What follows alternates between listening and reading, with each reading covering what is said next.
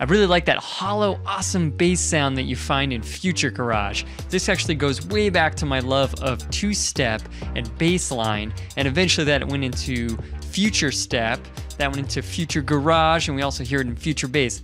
I don't know what's up with the future thing in front of everything. I think it just defines it as more modern than the older sound, but whatever. I love this sound, and we're going to be making it in Ableton Live's Wavetable, and let's check it out. All right, here we are in Live.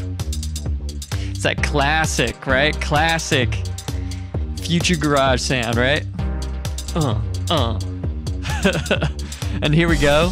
This is when it was more into drum and bass sound, right? We're looking at this style of bass.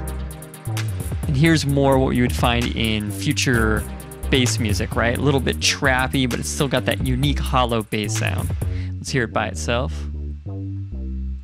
Making this in Ableton Live's Wavetable. Sweet, so there you have it. We're gonna be making this step-by-step DIY style. I'm also gonna have this whole Ableton Live set for free by donation. Just follow the link in the description.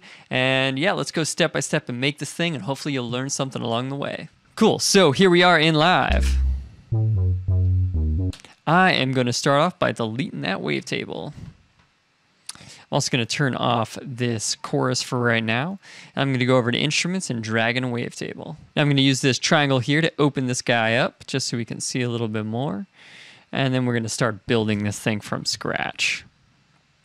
All right, first thing I like to do is look at the Oscillator 1. Oscillator 1, let's go with Vintage because I want something, I don't know, that has a little bit unique character to it. I'm going to go with the Sloppy Square. So here we have the Sloppy Square.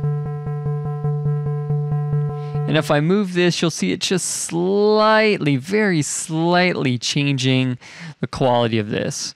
Then next up, Oscillator 2, we are going to put on Collections.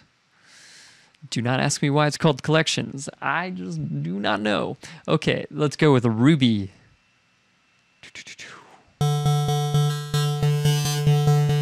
So this is going to be more of the top sound that we're going to play with. I'm going to put this around 46, 48, that's great. Percent to start. And it sounds nothing like where we're going, but we have to start using the magic of the subtractive synthesis here with the amplitude envelopes and so on to get this sound. Amplitude, I'm going to go straight all the way up with my decay and my attack 1. That's great. Sustain's great. I'm just lower that release a little bit. So when I let it go, it actually stops instead of having a long tail. Then envelope 2, I'm going to bring this one down. I'm going to go with around 400. Yep, 387. It's close enough. The attack, I'm going to go with 35 milliseconds. So we just want something that isn't exactly at the very start, but comes in a little bit and then swoops down pretty quickly. And what I'm going to do to that is map it to my frequency here on my filter, right? Well, first I'm going to change this shape a little bit, a little something like that. So I click that and set that to envelope 2. Going to go up to around 33, 31. Now we're getting closer. I'm going to change it to OSR. These are just different types of filters, modeled off of analog filters to give it a little bit more of a kind of gritty sound. And I'm going to turn up the drive of that to make it a little more obvious, which means I got to turn down this volume a little bit.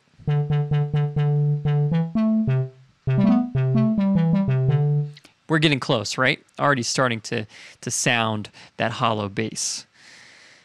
Now, I'm going to also set this to mono just so that it's a bass. I only want to hear one sound at a time. And I'm going to set up my LFO 3. So with my LFO 3, I am going to do a very similar thing except for make the attack as quick as possible and make the decay around 300. I'm going to turn it up a little bit. Oops. Turn up that decay. 388 sounds great. Now I'm going to map this over into my wavetable position here just because I like where it moves a little bit at the start. So you can see it scans that wave whenever I trigger a note.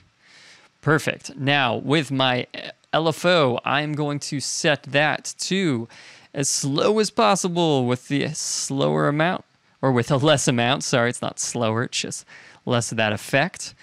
and everything else is good. And I'm going to set that to my filter 1 resonance, so we get a slight resonance increase over time. I'm going to set it also to my oscillator 2 position. That way we get this slight movement of the position and a slight movement over here to the resonator of this filter. Then a big key of this is turning up the voices of unison to, let's go with position spread, cranking that up to around 60, and we're going to put this up to 6.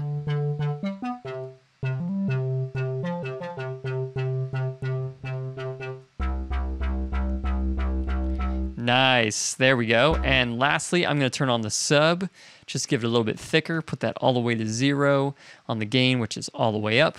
My tone is up just a little bit, 20%. So with it just fills it out a little bit more. And lastly, we've got this effect right here, which is the gang, how do you say that? Gangion. If anyone knows how to say that, please tell me. But this is just an effect, a preset right in Ableton. So if I go to my audio effects and just do gag, and it shows up, you drag that in. And it just adds a slight amount of chorusing to make it a little bit more, that hollow sound, a little bit bigger sounding. So now let's hear that.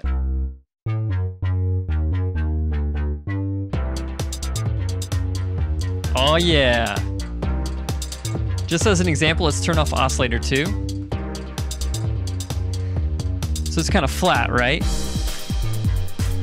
That Oscillator 2 gives it all those unique harmonics that give it the really hollow garage style sound. Sweet, there you go. That is the preset made step-by-step DIY style with Ableton Live's Wavetable.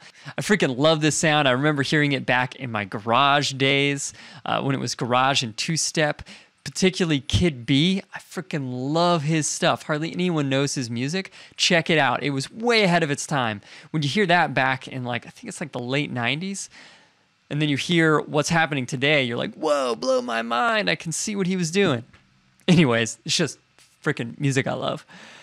So there you go. That is building this thing. If you want, you can follow the link in the description to grab the live set with all those other sounds, those drum programming, so you can start creating your own songs from that idea.